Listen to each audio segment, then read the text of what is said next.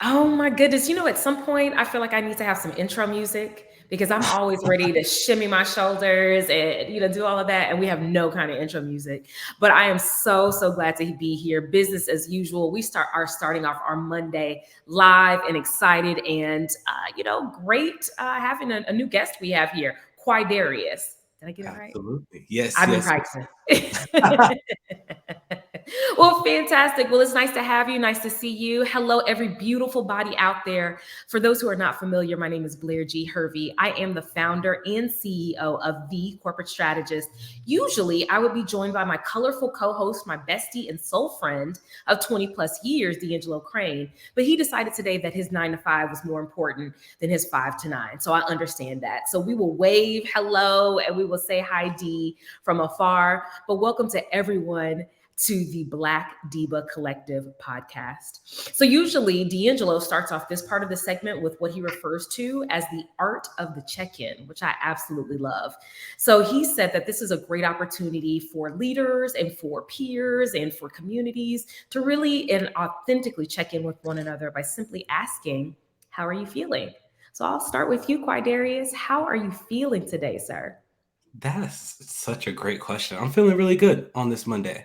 It's Good. been a really good week so far, as we're a couple hours in on the East Coast. Ain't Um, that it? but honestly, I'm doing really, really well. April has been a super fulfilling month in the work that I do. Also at home, I have a 6-month-old almost on May 1st, and so he's doing Yes. well in my household. I'm getting sleep at night, so I mean, I'm doing really, really well right now. So I mean, Blair, I'd ask you the same question of how are you? How are you doing? Oh my goodness. Well, firstly, congratulations. I know you're 6 months in, but I feel like we should congratulate parents every hour of the way because Yeah, listen, yes, yes. and I'm right there with you. I have a 20-year-old and he's doing well in life and he's figuring out his own path and he's very artistic and very creative and he and his uncle are working on together something fantastic and it's kind of under wraps, but just knowing that they are doing well there, that just lights up my life. Monday is usually one of those days, but I start my week on Sunday. I Got you. make my list. I've got my water here. I have not had any food. That's the only thing that I would say is troubling me. Big 'Cause one. That's the big one. yes, yes, because it is definitely 3 o'clock in New Albany, Indiana, where I am in this co-working space, and I need something to eat. But other than that, thank you for asking. I'm doing great. Absolutely.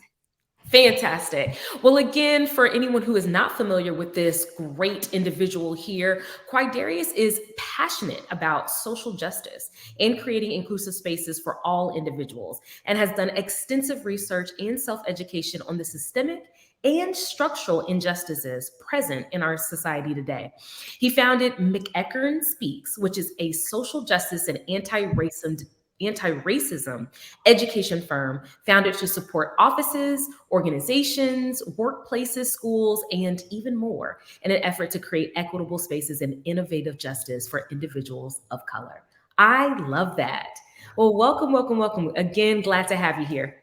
Oh yeah, I'm so excited to be here, and I'm so excited to have the opportunity to have some of these really, really important conversations that y'all have been having in this collective, and so excited to just dive into the topic and the conversation for today. Yeah. When I thought about microaggressions, I definitely thought about the multitude of times, particularly when people will say something on the sly about my hair or what I have on or what I've said in a particular setting. But I had to do some research just to have a clear understanding of truly what microaggressions were. And when I did a quick little Google, it says the term was actually coined by Harvard University psychiatrist Chester M. Pierce in 1970 to describe insults and dismissals which he regularly witnessed non-Black Americans inflicting on African Americans. And I thought that was really important, that last part of the statement, because we hear all kinds of folks in a spectrum of different spaces using the term microaggressions, whether it's women, whether it's, folks that identify as white or whatever the case may be. Talk to me about your connection with and your history of using that term and hearing that term. Oh yeah, I think that's first of all a really important point to point out that whenever Chester Pierce would kind of coin this term, it was specifically talking about racial microaggressions and anti-blackness and how it shows up. Mm, And now it is something that microaggressions occur across marginalized identities, the way folks identify in their social identities. For me, basically my kind of when I dove into the topic of microaggressions was actually back when I was in grad school. I was kind of starting to think more and more about DEI and particularly about how I can be incorporating it into my work as I was working in higher education. And I took it as an opportunity whenever we had a opportunity for presentations to do a session on microaggressions. So that's whenever I dove deeper into the history, the context, and how it shows up in really pretty much every space that we step into, especially for folks with marginalized identities. mhm. And as I was learning more about it, I kind of liken this analogy to the way microaggressions show up of a ballpoint pen. So we've all heard of a ballpoint pen. We all use ballpoint pens. They're so mundane and like almost ingrained in our existence. So imagine it's your first day of work and someone brushes by you and marks you with a ballpoint pen that's in their hand, right? It's Mhm. your first day of work. You might be like, oh, they didn't mean to. It was an accident. It leaves a mark Mhm. on you, but you're like, it's my first day at work. I don't want to ruffle any feathers. I just got here. Maybe it's not the culture of this place to just be marking people as they're walking. Mhm. But then you imagine day after day, the same person or different people are all marking you, brushing by you in meetings, in the workplace, going to lunch, you're getting marked up with ballpoint pens. And over time, you're like, it doesn't matter if it was intentional or unintentional. I'm tired, I'm mad, I'm frustrated of getting marked with these ballpoint pens. And Yes. whenever you mention something about it, the person can only see the most recent mark that they made. They don't see all these other comments and actions and behaviors, microaggressions that have occurred over time. They can only acknowledge the one thing, and that's why they're so confused as to why are you making such a big deal. Mm, And mm. so I liken it to that because I think it's so important for us to acknowledge that microaggressions aren't just this one thing that people experience, but they're this cumulative just invalidation of our experience. And it really, really shows up, as Chester Pierce saw, for Black people in the workplace, on a college campus, hanging out with friends. Like it shows up so often. So that's where like I started diving deeper into microaggressions. And now it's become a commonplace conversation for me to have in the workplace when I work with universities, organizations, companies across the spectrum. Ah, I love that. I love that you're doing that work. I don't love the microaggressions. I think there's some type of video out there on YouTube that has to do with like different animals. You know, there's always some type of analogy, but insects, you know, buzzing around or you getting stung by a bee over and over again. Maybe that first one won't hurt unless you're allergic to it, right? Right. But over and over again, that definitely becomes an issue and a challenge. And particularly for a Black woman to have to speak up about something that someone may think is very small, but it's at the infancy of that microaggression journey, then I become the angry Black woman, or I become very sensitive as a woman. So what do you tell folks, particularly that look like me, when it comes to microaggressions, on how to handle those in the workplace? I feel like that's such an important question to ask. And sorry if I answer it in a roundabout way, but I don't necessarily think that it's the responsibility only of the person who is experiencing microaggressions to call them out. Yeah, yeah. I think that it is everyone's responsibility when we hear comments or see behaviors or things that are happening that are invalidating people in the workplace, Black women Mhm. in the workplace. It's very important for those who aren't in that situation to not just be bystanders, but to speak up and address it. Um, Sure. I think that it's a huge misconception that microaggressions are these one-off comments or they're just individual actions. I think that microaggressions occur because the culture of the space allow for them to exist. And so, sorry, in roundabout answering your That's question, good though. necessarily the individual person's responsibility to necessarily always react to the microaggressions or have a certain way that they react to the microaggressions. I think that it's a responsibility of the people in the organization, in the workplace leadership, to make sure that the culture of the space is not conducive for invalidation or those types of behaviors, to feel like they have a home there. Oh, I like that. There's this author, Tiffany Jana, I believe her name is, and she says that she prefers the term exclusionary behaviors. Mm, And she's the author of the book Subtle Acts of Exclusion: How to Understand, Identify, and Stop Microaggressions. And what came of that is she liked to say, I like to call them subtle acts of exclusion, as more of a natural descriptor of this phenomenon. And I read that and I was like, all of those words sound real cute. They sound real chat GPT friendly. You know what I'm saying? I'm like, okay, this is really descriptive, but I don't feel like they're subtle. Like, mm, to your point, I mean, you're in an environment where someone says something, it's like, that was a little nasty. That was yeah, unnecessary. But there's so many folks who just bystand as opposed to upstand. right, So when we're thinking about those folks who want to become better allies, who need to be better advocates in this space, but they're always afraid of saying the wrong thing. I say air quotes because there are some people who truly may be afraid, but there right, are some people who just don't do it because they know they're risking their privilege. What right. do you say to those folks who are our allies and or say that they want to be a better ally in these moments? Got you. Yeah, I think that the biggest thing is always to speak up, to acknowledge microaggressions happening in the moment or addressing them quickly after they occur. Sometimes the response that I hear is like, I don't know when they're microaggressions. How do I know if a microaggression has occurred? And one side of that for me is like many times you can read the room and see how comments are affecting someone. But in other instances, maybe you truly don't know what a microaggression is or if it's actually occurring. And to me, I think a big part of that is what educational opportunities are we taking advantage of as allies in the fight to really create equitable and just spaces for Black people at organizations, workplaces, and companies across the country, across the world. Mhm. So for me, I think education is a big piece of that. And then also acknowledging them, like I said, acknowledging microaggressions occurring.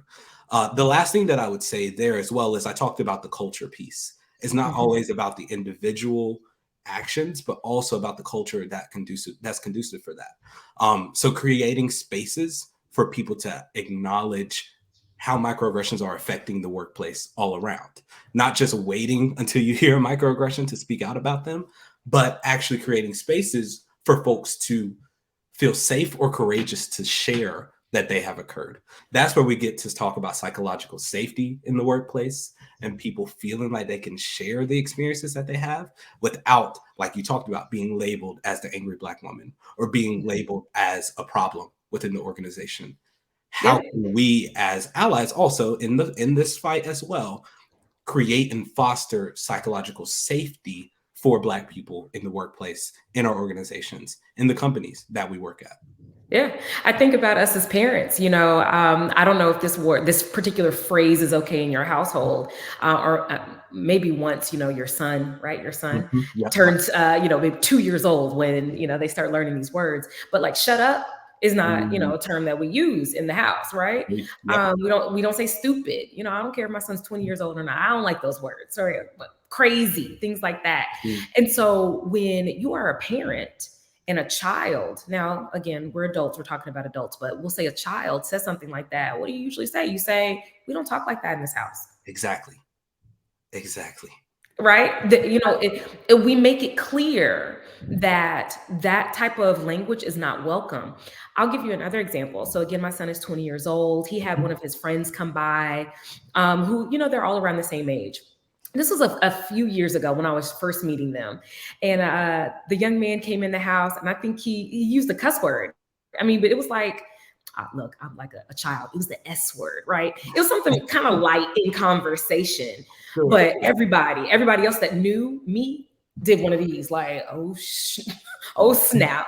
I cannot believe he just said that, not in front of Miss Blair, right? Because they know Right. that the culture in this household, like you don't talk to adults like that. You don't speak around adults like that.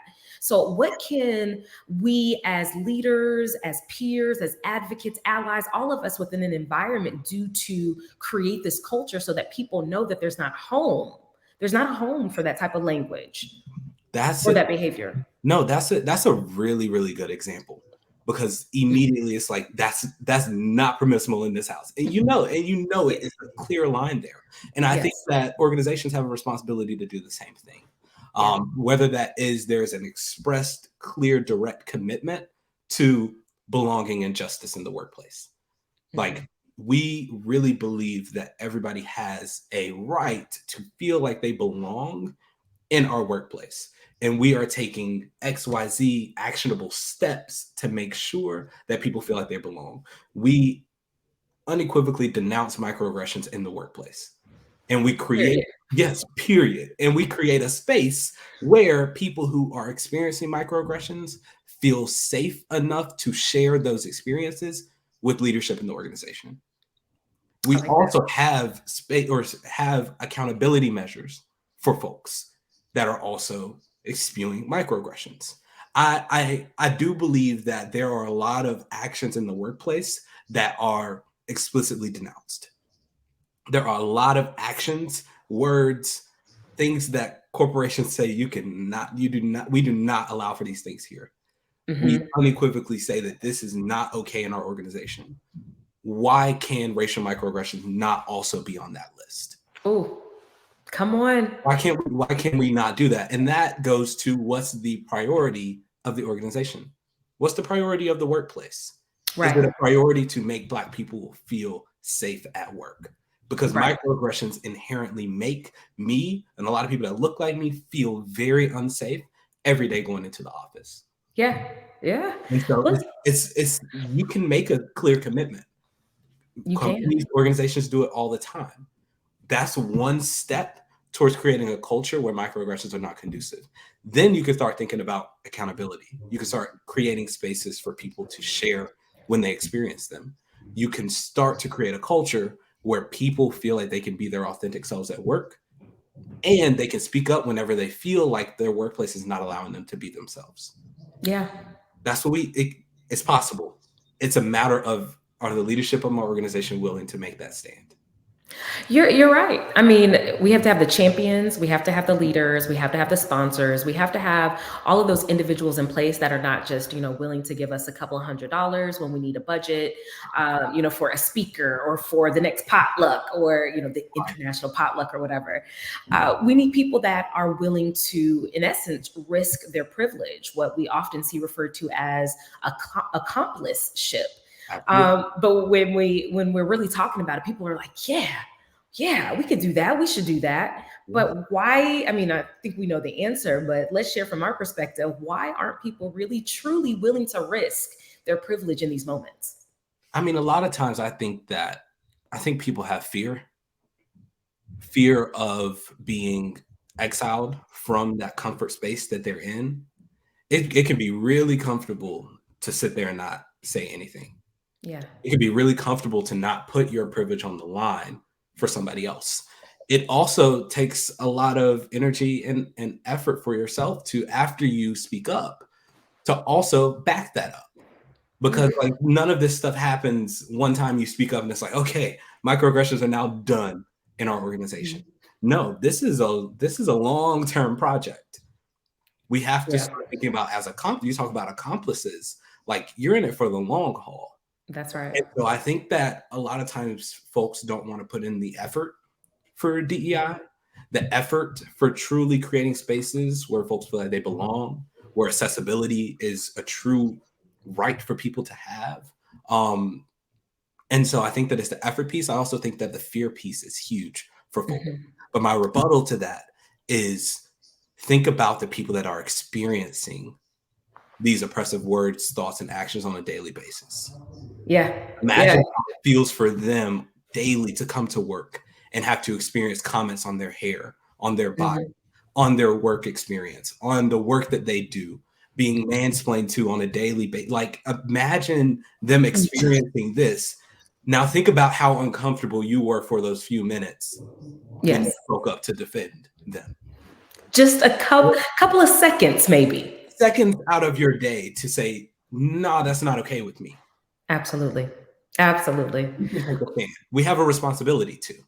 I like that. I need to put this somewhere. I'm gonna have to quote our dear brother Juvenile. You don't have to back that thing up, Hey, right? now, You know come what I'm on now. saying? Come on now. Come on now. If you're gonna talk about it, you need to be about it. There was a group that I was working with most recently, and one of their responsibilities was it was an activity that I gave them, like a do the workshop, right? One of their responsibilities was to go into a space that was hosted by a different culture. So it was a virtual space, like an Eventbrite or something like that, just so they can get the sense of what the audience that they're working with on a day-to-day basis may be feeling, right? Got you. There, Yeah. there were 3 people out of this group of individuals that chose to do the assignment. Wow. Most of them, I want you to tell me, why do you think most of them chose not to do that assignment? Because they assumed that they were going to be very uncomfortable. Come on. Yeah, 100%. That's what I would assume as to why they chose not to. I felt very uncomfortable. I felt like this isn't a space where I would want to go ask permission to be in. It felt very invasive. And then, some folks were just like, well, life was just lifing. Right. So I didn't do it because life was just lifing. And, one of the comments that someone actually just mentioned, there are so many people who don't have a choice. Yes. How many times have you gone into an environment and you had to think about, okay, should I wear a ball cap today? What should I do with my hair? Should I put it up? Should I, what shirt should I wear? Am I, willing to wear something that has a statement on it? How should I speak? Until we get to a point where we're free, you know what I'm saying? We'll put our hair up, we'll come with our bomber jackets and our statement tees. But there's a point in your life and in your career where you don't feel like you have a choice. Right. Can you remember one of those times when you experienced microaggressions in that way? Oh, for sure. Oh yeah. Whenever I right. I remember whenever I first started speaking as well. So like I talked about the presentation I did on microaggressions. After that, I started doing many more like professional speaking engagements after that. And the question always came up of, okay, how do I dress whenever I'm getting on this stage? Because the assumption was always, I need to put on a suit because otherwise, I'm also being a young Black man on a stage speaking in front of a room of predominantly white people. I felt like there were certain things I had to do in order to make sure that I had credibility. And that was validated the first time I got on stage with some Jordans on. Whenever the looks are different, whenever you're not in a suit. That's right. Comments afterwards, where some folks obviously did not even really listen to what I said. But there's comments about how I show up on stage. And so now in my career, I'm going to get on stage in what makes me feel comfortable, right? Because I understand for me that like microaggressions are something that I have to put down by the wayside, speak out on them when they happen, but I can't let them affect the way that I show up. Come on. I can't at this point in my career. But I know that there's a lot of people that are also in situations where they don't have that choice as well. There's a lot of corporations, a lot of workplaces that you have to show up a certain way, or you may not be able to have that job if you show up in a different way because the culture of that workplace doesn't allow for you to show up in a way that feels authentic to you. And so I feel like that's something also to speak out on that I really like that comment as well, that not everybody has the choice to be able to show up the way that they want to just have a choice to be silent whenever microaggressions are occurring. And so I think that it's all of our responsibilities to speak up as we hear them, to denounce them every time they happen and say, that is not okay here. Yes. I love what you said too. So I love a good alliteration. Adults remember things when things are like in some type of order or acronym. But the E, you mentioned education was one of the first things that you mentioned. You said education, for our allies out there, education, acknowledge, and you said something about culture. Right? Or creating space, making sure that we create a space where those things are not allowed here, period. Right. But if we go back to the education piece, I don't think we talk about immersive experiences enough. Much like the example that I gave or the assignment that I gave, going into environments that make you uncomfortable not only allow you to express that empathy and feel what other people may be feeling, but again, it gives you some tools, some resources to say, when I was in this environment, now I know what to listen for. Now I know what to look for. A prime example, there is this event called the People's Market. I live in Portland, Oregon most of the time. I'm in Portland, Oregon, and the People's Market is a market for people of color. All of the vendors are people of color, right? And I remember going to the event with a white woman who was working with me in an employee resource group at the time. And she was, always down for the cause. I love her. And we go to the event and she brings her 2 children and she's looking around. She pulled me to the side. She said, Blair, this is the first time I'm in an environment where there's mostly Black people, where I'm the minority. I said, well, welcome. Right. Welcome to the club, right? So would you recommend any other immersive experiences, whether it's Eventbrite groups or going to events like this and listening in on, experiences of others for our allies or, folks who do not identify as Black? No, I think that immersive experiences are huge. Whether that is going to like the event that you just talked about, going to events that are put on in the workplace as well. If there's space for you there as well, there's a lot of different, depending if you work in higher ed or if you work for a company, sometimes those spaces are there. I would 100% co-sign immersive experiences. And I think that, and also this is my Q's opinion. We'll throw that out there, Q's opinion. But I think there are other ways to also think about immersing yourself in various topics or experiences as well, outside of just like synchronous events that are happening, whether that is podcasts that talk about a lot of experiences of Black people as well. There's a lot of podcasts that you can listen to, whether that is higher learning or things that you can start to listen to, common experiences that Black folks have, whether that be in the workplace or just in the world, because there's a lot of different spaces that oppressive systems show up. We could spend a whole nother several 30 minutes talking about that. But I 100% agree with you that immersive experiences are a really good way to just learn. And that doesn't mean walking up to people and asking a million questions about their experience, but sometimes it's just being. When I was in higher ed, one thing that we encouraged, I worked with fraternity and sororities. So one thing that we would encourage the historically white fraternity and sorority members to do is to go to and connect with folks who are part of historically Black fraternities and sororities, folks who are part of multicultural fraternities and sororities. Go to the events. You don't have to go and ask a million questions about everything. Go and experience it. And then see if folks are also willing to share the history, do research on the history. It's a big deal. And a lot of times it shifted the way that they thought about the fraternity and sorority experience. So I can only imagine what that does for folks also, as we think about folks in the workplace as well, what it could do to lean into experiences outside of your own mundane. Your friend talked about, like, this is the first time that I've been around predominantly Black people. My next thing is like, okay, how can we get you in more spaces like this? Ooh, that is a great follow-up question. I absolutely love that. Okay, so I have a couple rapid fire questions for you, if that's okay. Awesome. Before we get into those, would you mind sharing what's on your t-shirt actually? Oh yeah. So on the shirt it says Black Lives Matter while they're still alive too. This was a shirt that I created post 2020. Whenever there was a racial reckoning, which we could unpack that another time. And there was so many conversations that happened after folks like George Floyd, Breonna Taylor, Tony McDade, folks were murdered at the hands of police. And I think that it's a bit problematic that folks seem to only want to have performative care for Black people whenever, unfortunately, someone's life is taken at the hands of police. So I made these shirts for us to also acknowledge the Black experience while we're still alive and breathing as well. We need to be pushing and dismantling systems of oppression, systems of racism, anti-Blackness on a daily basis. And we also need to lean into just Black leisure. and allowing and celebrating Black joy and experience. So I released some of these back in June 2021 for Juneteenth, and just like celebrating Black leisure and joy as well, and just Black Lives Matter while we're still alive too.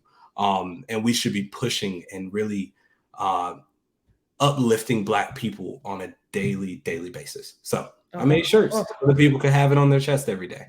Well, I love it. Well, we would love to support. So if you email me a link, I'll be happy to share it with other people. Definitely get me and D'Angelo. You know, I'm saying I'm a small, he's more of like a medium. We would definitely work on the show. Well, I know we're right at the end of the show, but I just want to throw out a couple of microaggressions just as our rapid fire questions, and just, you know, yes or no, have you experienced these? Gotcha. And just for folks who are not familiar, some people hear these and they're just like, oh, I didn't know that this was a microaggression. So just a yes or no, if you've experienced it. You're so articulate. Absolutely. As a speaker, that's something I hear all the time. All the time. Same here. You're being aggressive. Absolutely. Absolutely. As a woman, all the time. You're one of the good ones. Absolutely. Okay. And last but certainly not least, can I touch your hair? Yes, especially as I started to grow my hair out longer. That is one that I've started to hear a lot more, but I know that Black women hear exponentially times more. Tout le temps, all the time. Last one, a fun one, because I went and had some soul food for the first time. It's felt like in a very long time, because Portland, Oregon is not known for that, okay? For a lot of different reasons. Okay, so my favorite, well, I won't tell you. Okay, so meat. Brisket or fried cod or whiting? Brisket or fried cod or whiting? Oh man, that's hard. Brisket. Let's go. Brisket. That's my favorite. That's my favorite. I lived in Texas for a few years and had some of the best brisket in my life down there. So absolutely. I was born in Dallas, Texas. Well, welcome again, or thank you again for joining us. Where can folks find you? It looks like you have your handle on the screen, but any other place? Oh yeah, find me on Instagram at McEachern Speaks, which is on the screen. Connect with me on LinkedIn. I would love to connect with folks that found this conversation particularly impactful and want to think about how to address microaggressions in their personal and professional lives. Excellent.